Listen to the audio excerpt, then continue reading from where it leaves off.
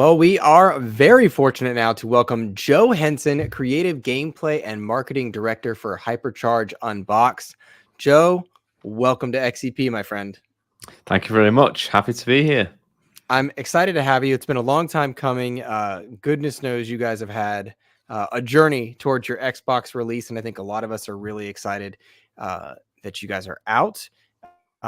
You guys came out on Xbox May 31st. Since then, I've seen interest in the game skyrocket. You guys have been in the top 3 paid charts on the US, UK. Last I saw, you were nearing 65,000 sold mark after the first week. My friend, how has that felt? How have you been? How are you? Oh, it's been quite surreal, to be honest. We knew Hypercharge, is a good game, right? We've put a lot of effort, it's a labor of love. A lot of effort went into it, a lot of care. It's a passion project, so it was never something we intended to rush out and just let's just port it out on Xbox and that's it. But the actual response from the Xbox community has been like insane. Like, we didn't expect it to like you said, sort of skyrocket this high. Because we're a small team with 6 indie devs and no real meaningful marketing budget, no publisher behind us, and we're a paid for title on Xbox, and most developers will tell you that for any platforms, in making an indie game is hard. And bringing an indie game out on Xbox and trying to get visibility when you're a small team, it isn't easy. It's not easy for anyone. So for this to happen, it's just been emotional. It's been an emotional roller coaster. Very cliche, but it's the only way I can describe it. It's just like, wow. It's one of the moments where you wake up and you're like, did that happen? Is this really happening? Well, Digital Cyber Cherries, you guys announced the game, or rather, I should say, you went into early access on Steam as far back as 2017. Is that right? Yep, that's correct. And it was a disaster as well. Huge disaster. Oh, tell me about that. So I'll do the TLDR sort of version. Okay. So what had happened going back to 2015, right? That's when DCC sort of first established, when we set up the studio. And back then there was literally only like 5 against 6 of us. And we spent and that's when we conceived the idea of an action figure game. So it kind of like from 2015 to 2017, it was building up towards the early access launch of what Hypercharge was back then. And when we launched in early access, again, from 2015-17, quite a lot of change within the team. We ended up having more team members on board, more sort of experience than ourselves in certain regards, and to try and help the launch and the development process of Hypercharge back then. But unfortunately, a lot of things went wrong due to overall lack of experience, sort of the team vision from some of the new members didn't collide well enough with our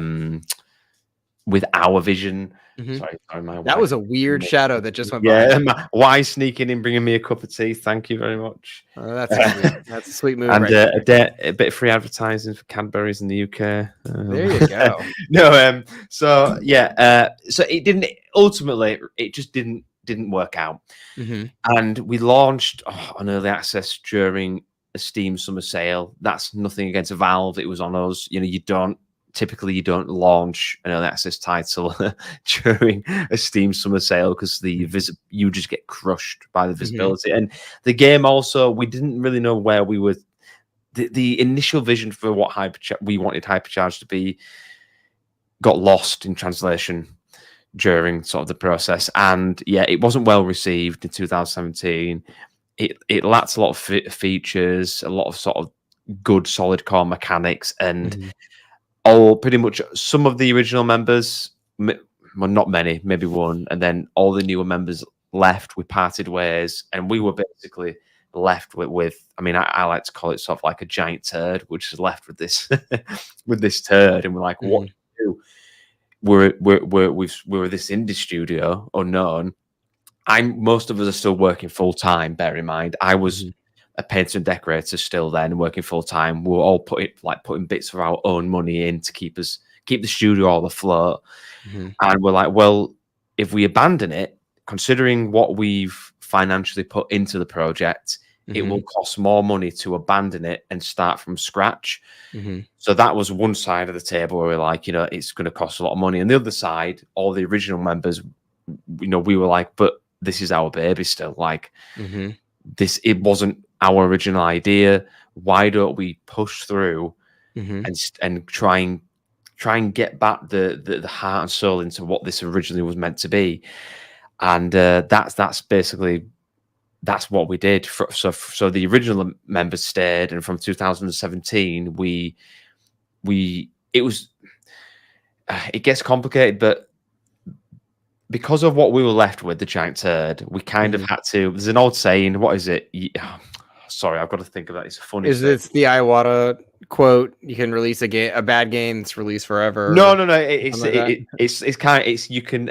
What is it now? You polish can, a turd or something. Yeah, you can polish a turd, but in our case, it was we can't polish this turd, but we can roll it in diamonds. Oh wow! Okay.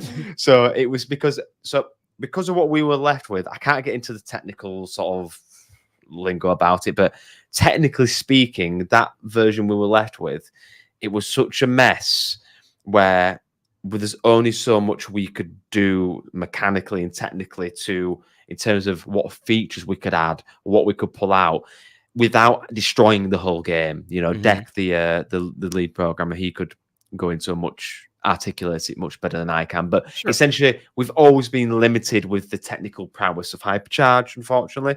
But hence why rolling it in diamonds thing analogy.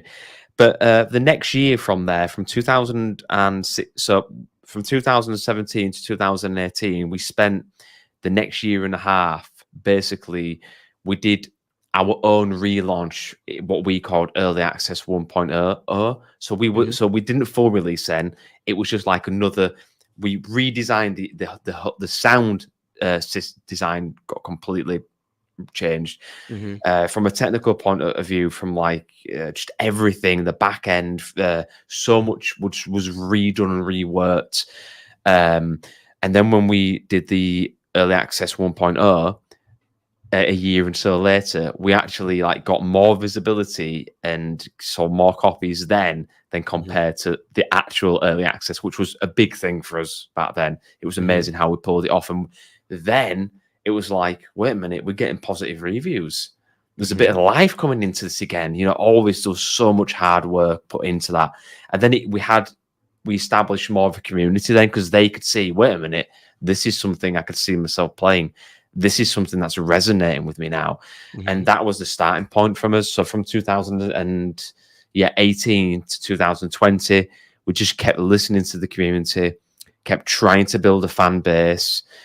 And we left early access in 2020 on Steam. And it did pretty decent on Steam. We also did launch on Switch in 2020 as well, which did well. I think because of the type of, you know, there wasn't as many first-person shooters back then on Switch that offered what Hypercharge offers. And in 2000, and fast forward in 2022, we officially announced Xbox. You know, that we would like to bring it to Xbox. Now, bear in mind, there's actually in 2017, there's me replying to somebody on Facebook. We have a tiny community. Somebody asking about an Xbox launch, and I was like, no, sorry, there's no plans at all. It's just not possible, because we never thought, technically speaking, two things: we would have the skills to do it, or we'd ever have the funds to outsource it and pay companies to do it, because a lot of developers do that as well. So that is just, again, surreal and amazing when I look back at that comment. And I'm like, wow, this was never, like, we never thought this would be a thing. So 2022, we officially announced it, and we got the dev kits from Xbox pretty quick, and when we announced it on Xbox, man, wow! I don't know if you probably might remember, it went insanely viral. We Yeah. announced it and it went in. It was like, I call it kind of the front page of the internet for like maybe one day, which is Mhm. huge. But Joe, I feel like you're skipping something. Like you went from not knowing like a passive, sorry, I can't do it on Facebook to then you announce it for Xbox. How did that happen? So that was from 2017, not on Xbox, but you got to. Mhm. It's like what, 5 years to 2017, 2022 of Uh-huh. experience, learning, growing as developers. Back Mhm. then, we just didn't have the know-how, didn't have the knowledge. But during those 5 years, it was like, and also we somehow brought the game on Switch. We never thought that was going to be a thing. So we knew that, okay, in 2020, if we can bring it on Switch, it's very likely we can eventually bring it to Xbox. But it was Mhm. only until we were so focused on updating the Switch and the Steam version, it was only until like 2022 we were like, yeah, this is looking like more of a reality, you know. Does Um, that does that mean you reach out to Xbox or ID at Xbox? Is that Yes, how so that went?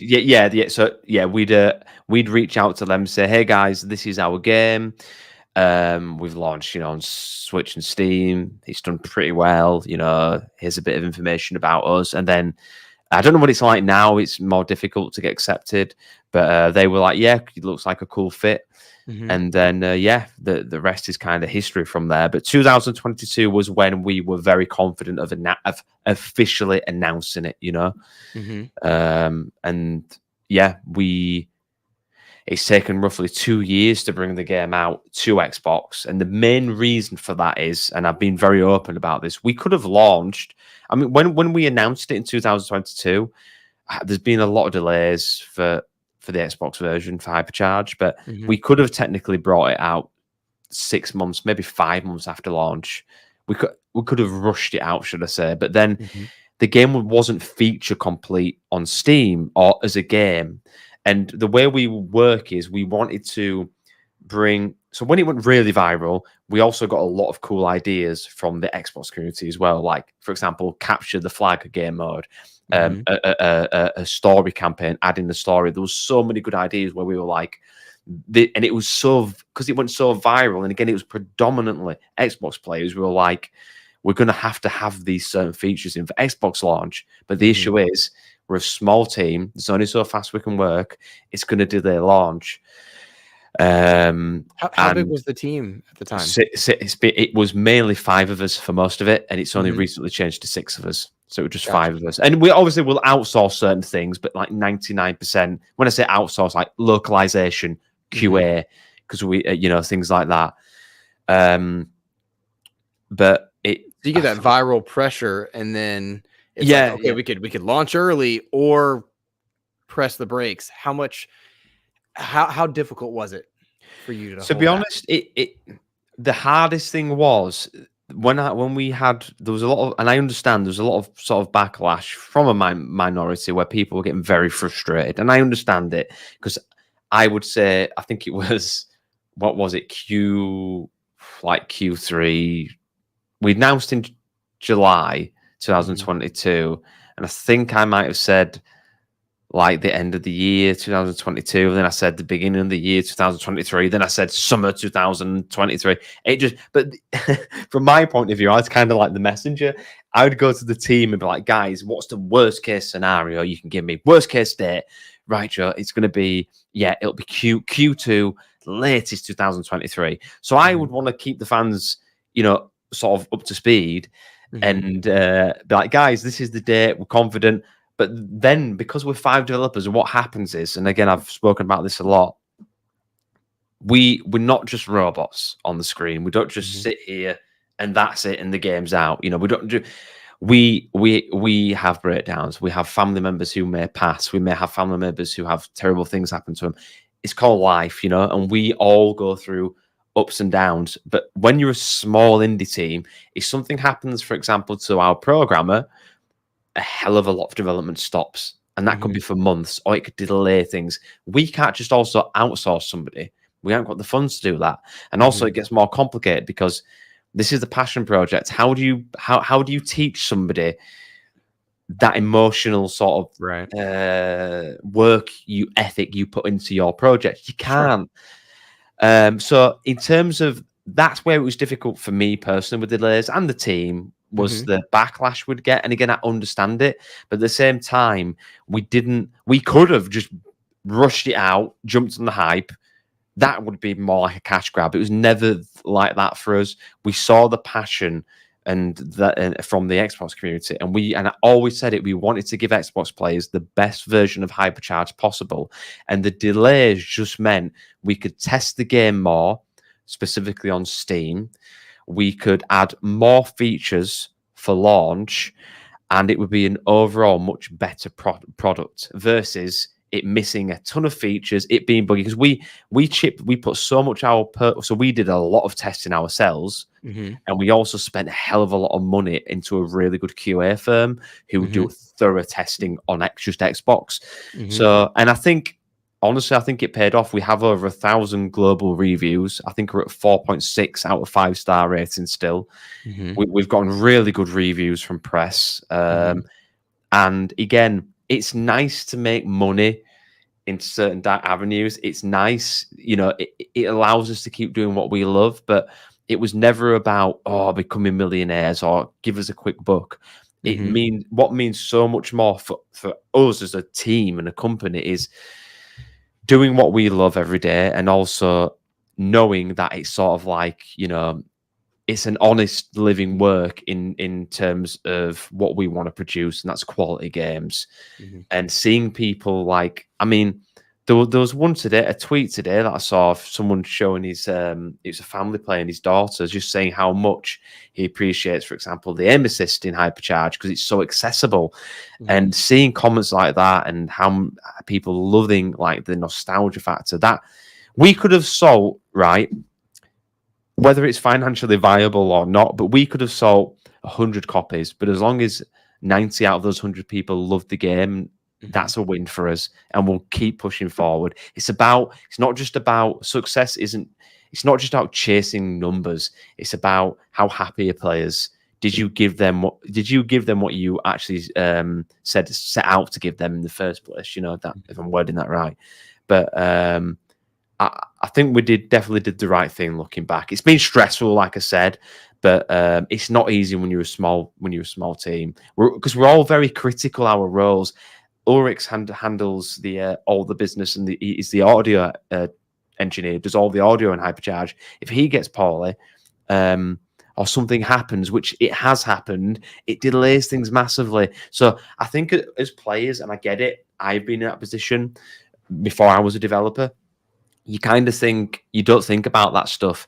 You think Mhm. it's just a checklist, and people are just sat there 24/7. They don't need to go to the toilet or have a shower or they have a wife or a partner or whatever. The people. We're human beings, and it affect. It's all right if you have 1,000 developers and you can outsource it, and I'm not saying that's okay, but you get where I'm coming from. Like Sure. you can compensate for that. But for us, yeah, it's been a hell of a journey to get to this point. And yeah, I'm really proud that we didn't succumb to the pressure of them. And it has always been the minority, it has. But I'm glad we didn't succumb to the pressure. Well, you guys, after a week, you tweeted that you were nearing in on 65,000 copies sold, which I have to imagine for a paid game, you guys were launched, I believe, at $29.99. Mhm. That that's a lot of income pretty quickly for an indie studio. That has to give you guys life. Did you guys cross that marker? Do you have another milestone? Are you looking towards a So milestone? we do have a huge milestone that I think I can't say too much. Say too much, Joe. Say So too yeah, much. we do have a huge milestone that we'll be announcing very soon, but Cool. we are going to be very, very close to a huge number, which is very unheard of for indie Mhm. games on Xbox Congratulations. in less than a month, might I say. So it could be this week or early next week that I'm going to announce, but we've Mhm. hit that magical number pretty much already. Just need it to cross that little sort of Mhm. finish line, Mhm. but Yeah, it's insane. Bear in mind, we thought so in terms of a business, our goal was, we thought, if we do 10,000 copies in a month, that'll keep us afloat for quite a bit longer. So I mean, That's what I was yeah, going to ask. Like, you had a number to keep going, yeah, and you've passed that number 6 times over, at least based on the numbers that are public. yeah, and it's a lot more than that number today as well. Mm-hmm. So what does that do for the mentality going forward? I don't want to focus too far on the future because we're talking about Hypercharge, but does that tell you, oh, I should be making Hypercharge 2 or a new game? Or does it catch your breath and you're like, no, let's work on content for Hypercharge? I don't know what you want to share, but I'm asking more about the influx and the resting on assured ground of having the finances to stay afloat has to feel different than I hope we get 10K to survive. Does that make sense? Sorry, I've got Cadbury's. No, I stopped talking immediately as soon as you put that in your mouth. I'm so sorry. I can't not eat it. I'm sorry. It's too delicious. No, who's mad at you? Not me. No, I just want to say as well, I know it might sound contradictory. It probably is when I'm saying if we sold 100 copies and only 90. Obviously, we're still a business and it's nice to make money to be more comfortable.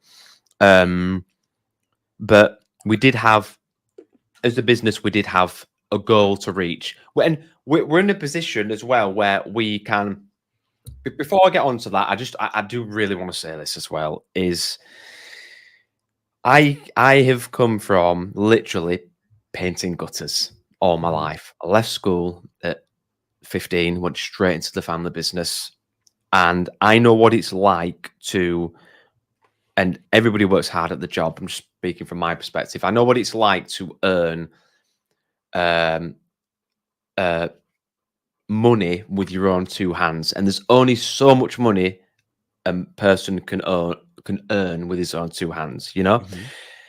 It wasn't tons of money with decorating. It was, don't get me wrong, I loved it. It was with my family, but in compared to what I have earned in Hypercharge, compared to back then, I have a very good perspective of what it's like to go from being a painter and decorator, literally, doing some of the not so nice jobs, to doing my dream job. And we're not millionaires. Let's just put that out there. But what it allows us to do is wake up every day, and it's that old cliche saying, if you do what you love, you never have to work a day in your life. And that, and I left the family business in 2020, and that has its own things with it. But it was tough for me to do that because it's all I'd known. But doing it allows us to know that if we had sold 10,000 copies, we could still do what we love, right? We still get to wake up. We have a very good setup. It is like a family business. We're a small team. We hope it stays like this. It's a very good setup we have.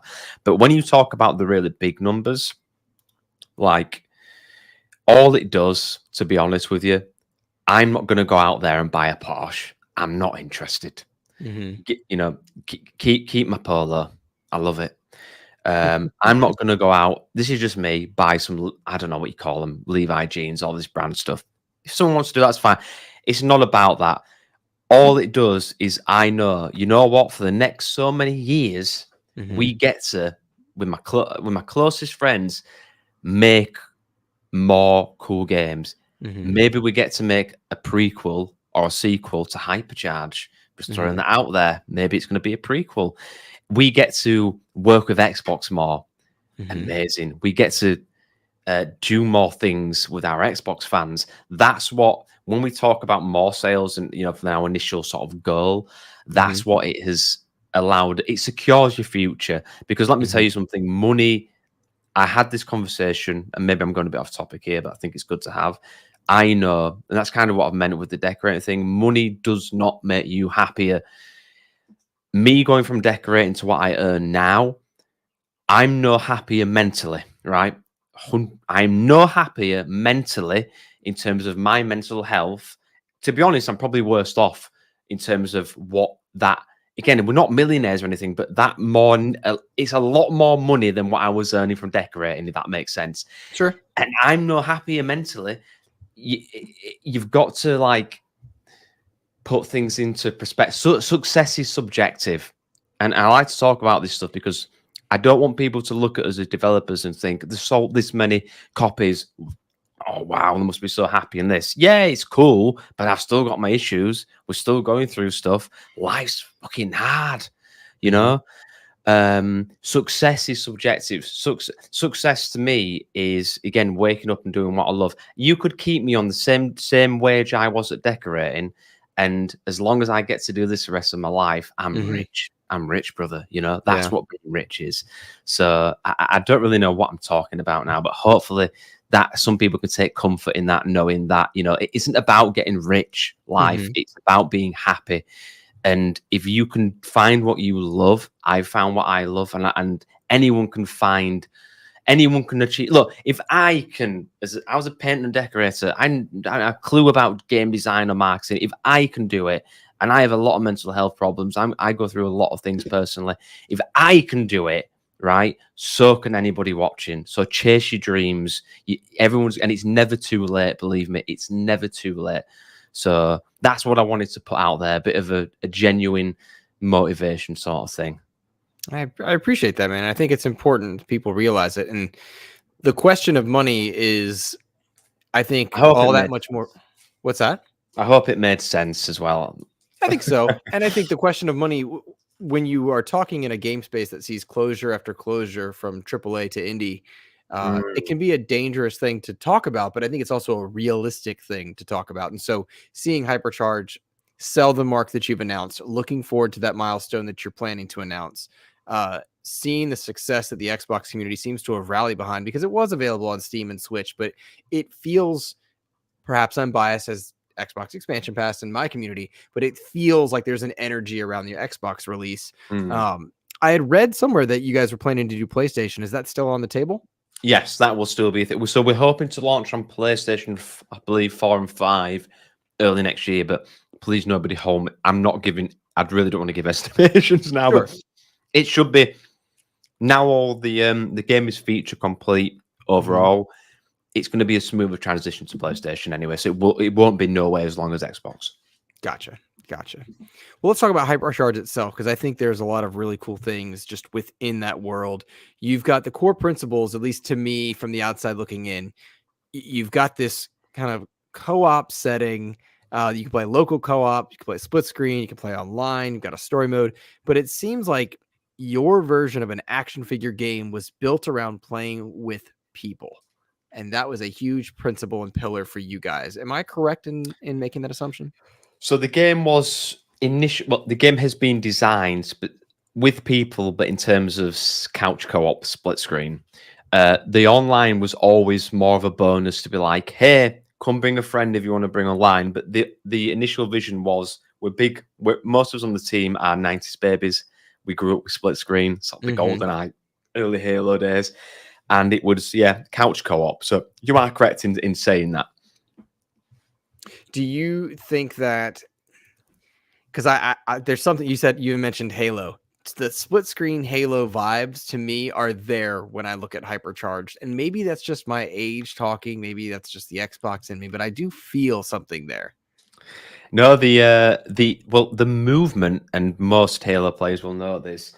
The movement in Hypercharge is heavily inspired by Halo, Mhm. and there's a lot of sort of yeah, there is some DNA of Halo in there. Mhm. So I think if you grew up with Halo, you'll definitely feel that for sure. Mhm. All right, fair enough. Fair enough.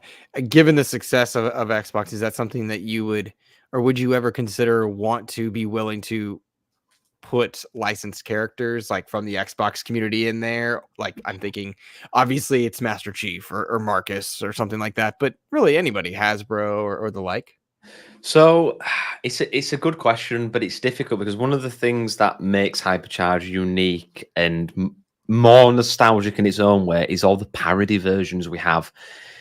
And that gives Hypercharge its own identity. If we start to add all these other skins, kind of like Fortnite, I suppose, in a way, it's really cool what they've done, adding like the John Wicks and all these characters, but it for personally, for me, I Mhm. feel the game loses its identity. Sure. Whether that's a good or bad thing, again, it's subjective. But with Hypercharge, if we started adding all these characters in, it's really cool from an outside point of view. But then we lose that flavor of like that tongue-in-cheek type thing, like, oh, I remember this toy, I had this, and that comedic value the game does offer when you're playing. But I mean, man, I'll be honest, I did want a Master Chief like skin for when you pre-ordered the game. I mean, I really would have loved that. Mhm. Would I love something like maybe as a DLC? That would be pretty cool. It would. The only thing is, we'd have to make sure all players on all platforms have access to it. I Mhm. don't know how that would work on other platforms, but probably not like loads of other licensed toys. It depends. Like maybe this would be a different discussion if the game completely went insane and all these big companies were coming to us. We'd have to think about what direction we'd want to go as a team, and Mhm. maybe we wouldn't want to do it. But again, for us, we want to stay true to our core values for as a Mhm. team and the game itself. So it's a hard one to fully answer. That's a fair question. I look at the cover and I get lethal migraine kind of accidentally reminded me in chat. I get Doom guy vibes or Duke Nukem vibes. Just at the key art of Hyperchargers, I think is fun. I think one of the other things I really enjoyed about your game was the ability to toggle between first and third person, Mm. which not all games do. Some games do. We're seeing in the Xbox space, Avowed recently announced they're doing that. I think it helps serve some audiences. Was that an important feature for you guys, or did you want to go a certain route and change your mind? Where did that stand for character perspective? So it's funny that the game never was always a first person shooter. It never had a third person camera mode.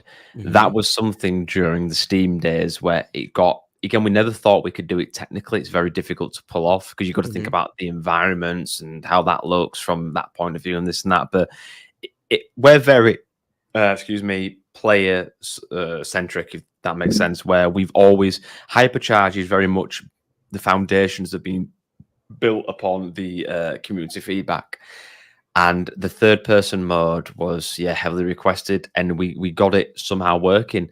And it's what a game changer it's been. And it's not just a slap on third person mode; it's a fully working like third person camera mode where it has multiple camera presets for your preferred choice, so you can have overhead, left, right. There's so many different options for it in the settings, and it just Hmm. makes it more accessible because that's what we were trying to do. The more we were developing Hypercharge, we wanted it to be more accessible for different play styles. And Hmm.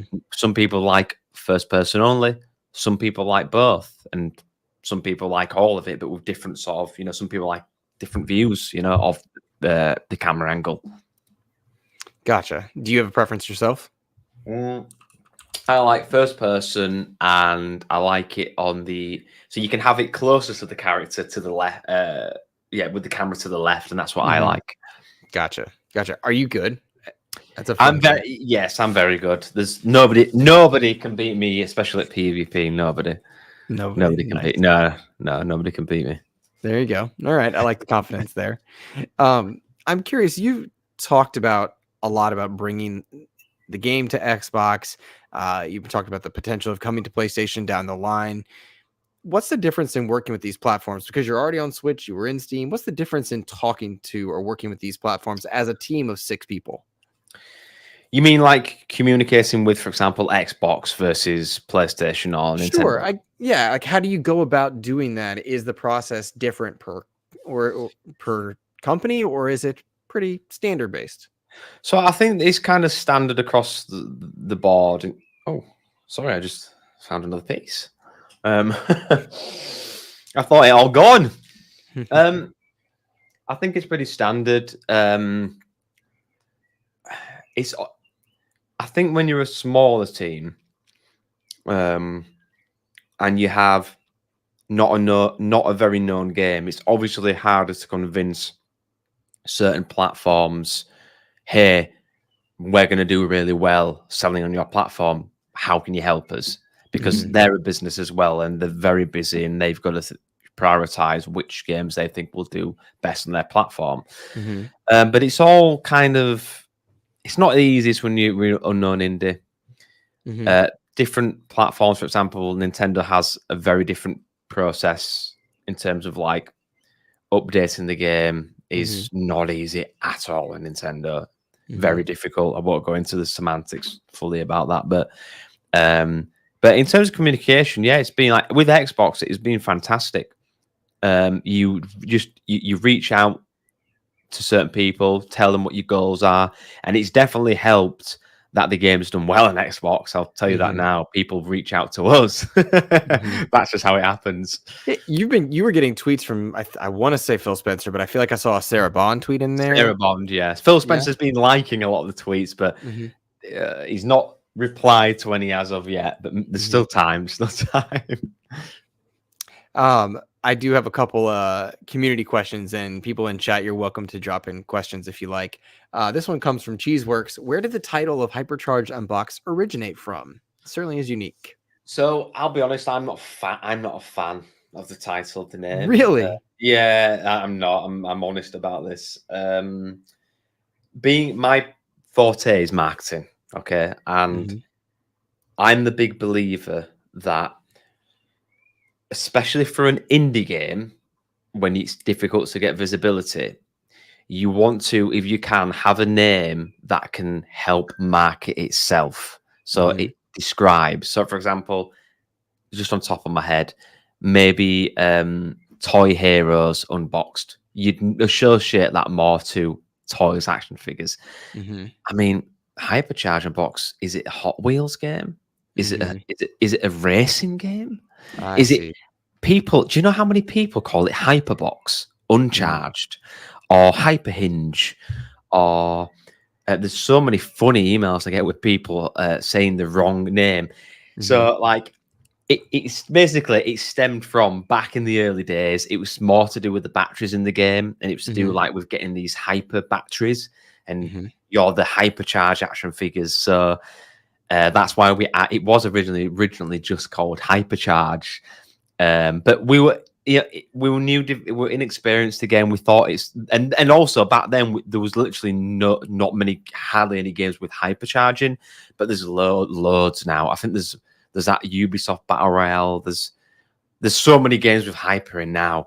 But Mhm. yeah, that's how it came to be. It was just we thought it was really cool to do with the batteries, like hyper batteries, and hypercharge this cool action figure line. But Mhm. as time went on and the feedback from a lot of players, it was like, yeah, it probably doesn't communicate what the game is straight away and probably doesn't do it as much justice. But it's something you learn. If you're a massive company, I think you can have any game you want because you can afford to shove that into people's faces. But Mhm. yeah, in hindsight, I think the next Hypercharge game won't be Hypercharge 2. It will have a different name. I see. All right. I think it's fair to say Toy Soldiers informed it. Anubis wrote in and asks if you are Team Commando or Team Gorgonite, and who is your favorite? I am Team Gorgonite, and there is a quote. Let me try and find it. There is a quote that I really love from there. Um, because yeah, I think it's at the end of the film. Archer says something along the lines, just because you can't see something doesn't mean it's real." And I always loved that because that resonated with me from a young kid, and I took it into later life. Mhm. Because it's like that's like hope, that dreams, love. You can't see it, but it's Mhm. real, and that's what we've got to cling on to in life. But so I have always been Team Gorgonites. However, I do like myself Major Chip Hazard. Do have him here, an Hey, there you original. go. Yeah.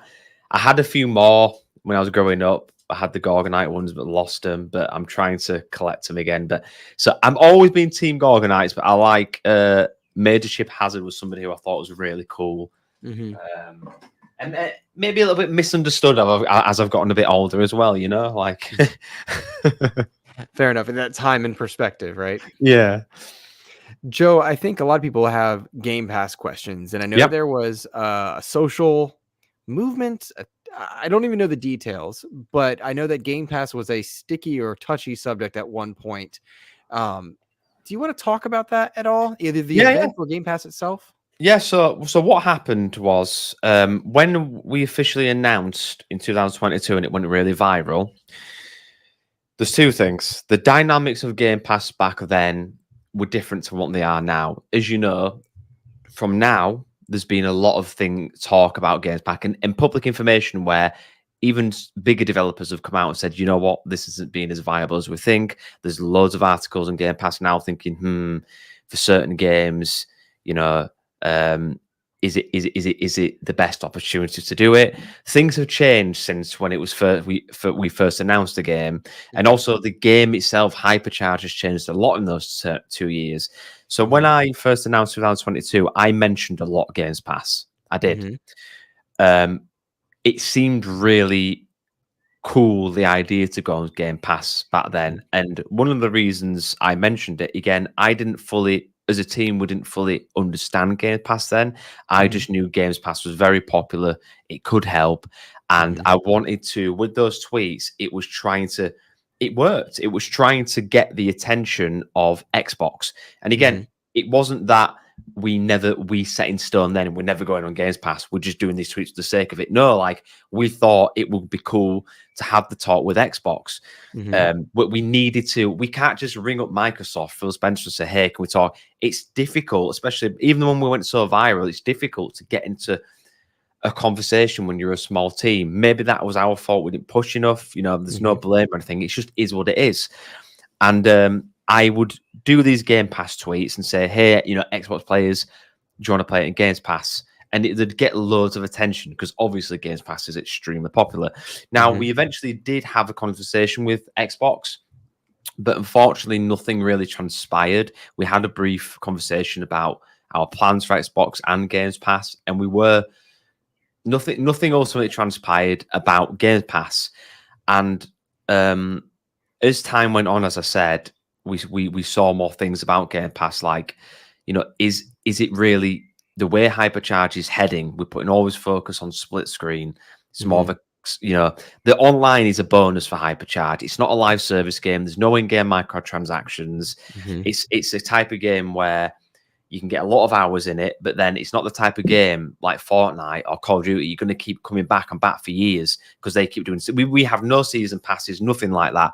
You buy the Mhm. game, you can access everything that is shown in the game, have a Mhm. really good time, and you have a memorable experience. You know, it is a nostalgic game. So if it was free to play and we relied on player numbers heavily, Game Pass would make a lot of sense. If Mhm. we had in-game microtransactions and season passes and all this, yeah, we need as many players numbers as possible. But we never set out Hypercharge to be that game, and that obviously changed over the more than 2 years when we realised, you know what, like Mhm. we want to still stick true to what Hypercharge was, which is a split screen sort of couch co-op experience. And when it got to when it got closer to Hypercharge being feature complete into that, well, yeah, back into 2000 and well, no, yeah, early 2024. Sorry, I think what it was, it's again, it's difficult to establish communication. Mhm. I was pretty scared about, you know, more delays for Mhm. Xbox. And I thought, and again, we're not guaranteed on Xbox. Let's just make that clear. We're Mhm. not guaranteed. I was scared, or we were like, it could take months, 2 months to get a conversation, a communication established with Xbox. They've got to then assess if it's Game Pass ready. If it Mhm. is, we've got to fit in their pipeline. So I'm thinking, oh, we can't delay this any longer. Like Mhm. we've got to just release the game at this point. Like this is going to take. This could take. What if, for example, there's months of this ongoing stuff, talks, and in the end, it doesn't work with their schedule. It doesn't work with ours. What if they say they can get it on Games Pass, for example, in September, October? It's Mhm. just like there's been that many delays. So ultimately, like maybe that's on us for not pushing Game Pass more. Mhm. We never got. Obviously, everyone knows Game Pass. You get offered money for it. Mhm. What I can say is what we've earned as a paid game. I don't know. It's unlikely we would have been offered what we for Games Pass for what we have generated through a paid game, and that's because we didn't know the game was going to sell as many as it has done, this sheer amount. Xbox wouldn't have known. So, and we're not a big. They're not going to give us a massive lump sum because again, things have. Of course they're not. Again, this is no shade at Xbox or anything. That's what Just it is. hindsight. Yeah, and that's so. All it was on my half, it was just trying to market the game. We're 5 devs at the time. I wanted to try and get Xbox attention about Games Pass. Unfortunately, nothing really transpired with it. Should I have kept on doing the tweets? Well, back at the time, again, during then, it wasn't like we decided, no, we're definitely not. We wanted to have the talk about it and see what was possible, see what could be offered. But unfortunately, nothing happened. And then I did eventually stop posting about the Games Pass, but I thought maybe at the latter end, we'd have some talks again about it, but nothing really happened. And maybe that's our fault, but that's not. And my tweet about it when I put, not every game, I just want to make this clear as well. If we did go on Xbox Game Pass, I would still advocate again. And this was not against the Xbox community as a whole. I wasn't generalizing. It was the amount of trolls, and it is a minority, but I am the whole marketing department. I face this all the time, and it does get to you. It does. When you pour your heart and soul into something, and somebody trashing on it, it's hard not to let it get to you. It was aimed towards the amount of times in live streams and the direct messages I would receive, and even emails. Game Pass, I ain't playing. Games Pass, we ain't playing. It's dead on arrival. Dead on arrival. That was the one that triggered me the most. Dead on arrival about Game Pass, and I'm just like, not every game has to be on Games Pass to be successful, and not every game needs to sell a million copies to be successful. But these trolls, it's a minority, have this negative, like a stigma, and it's really attaching. Yeah, it's really frustrating. Like, and that's what my tweet was aimed. And I do feel that people who will bring up my tweets from years ago, again, I can understand it, but I feel that they're taking it slightly out of context and trying to do a gotcha moment. And it's like, wait a minute, dude. It's like, I have nothing to hide. I literally, at the time, we wanted to have the talk. We're trying to market the game. We got no marketing budget. We weren't. It's not like it was a master plan to exploit it. The game had already gone mega viral by just announcing the game. We're not even mentioning Xbox. I didn't need to keep doing. You see what I'm saying? It wasn't anything. It was nothing to do with that. And again, the tweet was just purely about me. If we went on Games Pass, and keep in mind, Games Pass could still be a possibility down the line. I was going to ask, is that something that's on the table for later? I've never ruled it out. It was just, it could be. But again, Xbox decide. It's up to them, and it's also up to us to think. Does this work for us? Does it work for our vision? Is it good for the community?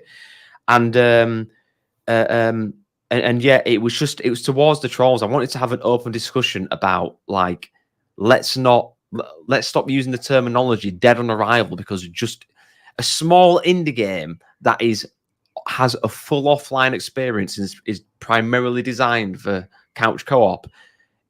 I just wanted people to understand, stop saying it's dead on arrival and like being so negative and awful. And it's nasty comments, honestly, about our game. Like, what is this? It's this weird shift in mindset from this certain sort of minority. It's trolls at the end of the day. I know it is, but there was no conspiracy or weird thing with it. It wasn't like, I just feel with people pulling it up and saying, but these tweets, it's just like, but we're just trying to market the game, and we thought it was going to be a thing in the future, And again, it could be. It just depends. But if we were to launch on Games Pass, it may have been a worse deal for us, given what we. Do you understand what I'm saying? Given what we've sold, we may have lost out on it. In terms of the financial point of view, and also Hypercharge doesn't need hundreds of thousands of players. It's not that type of game. Well, Joe, I've taken a lot of your time today, and I really appreciate you hanging out with us. Thank you for that. And I can't say enough how excited I am to find out what your announcement is going to be when that does arrive, to see the success that Hypercharge has, because it seems like the community is just truly overall very much rallied behind it. No, thank yeah. Honestly, they've been amazing. The whole Xbox team have been amazing. The community, and yeah, we're so thankful for everybody's support. Honestly, it's just insane. It's just insane. Well, let people know where they can find Hypercharged, and if there's anything that they should keep their eyes out for. So it's available on Xbox Series X and S, and it's optimized for those, and it's on Xbox One as well. It's available, yeah, on all. Just search it on the Xbox Store. And we do, in terms of updates, we're obviously going to need a bit of a break because it's been, but we have some. We're going to fix some bugs that have crept in that have the community have been kind enough to tell us about. And we do have plans for another game mode, which is called an endless game mode. So instead of sort of the main objective, it's going to be you and your friends versus endless waves of toys, basically, and seeing how long you can last. And we may have a few other ideas and stuff, but again, going back to what I said, with the game being technically limited what we can do, it may make sense down the line where we will do quote unquote Hypercharge unto either a prequel or a sequel down the line, you know. So we're not just abandoning Hypercharge, we're going to do bug fixes, quality of life improvements, hopefully get that other game mode out, and maybe a few other bits. But it's going to look, we've been doing this game since 2017. It's going to have to come to a point for our sanity where we're like, you know, okay, we've done the best what we can with this on all consoles. We'll give it the extra love near the end on the other consoles, but let us have a break and also let us make the ultimate action figure game with no limitations afterwards. Very cool. Very cool. Well, Joe, thank you again for joining me, guys. Joe Hensen from Hypercharge Unboxed, Digital Cyber Cherries, making that one. Go check out the game. I've played it. It's an absolute blast. If you're watching live, thank you guys for hanging out with us. Please click the like, share, subscribe, all that other stuff. Keep your eyes tuned to XEP. Don't go anywhere, Joe. We'll talk right after. Have a great rest of the week, everyone. Take care. Yeah, could I say one more thing? Sorry. Please, yes. That if nobody's noticed, this is an Xbox. I don't know if it's pointing to it. Code. If anybody hasn't seen it yet, I put an Xbox code to a copy of the game. If you want to snag that, I thought I'd mention it just in case it goes missed. So I can hear all the smashing, all that in now. There you go. You know, cheers. That's all I would say. And if you snagged it, let him know over on socials. So, all right, that's going to be it for us. Have a great rest of your week. Take care.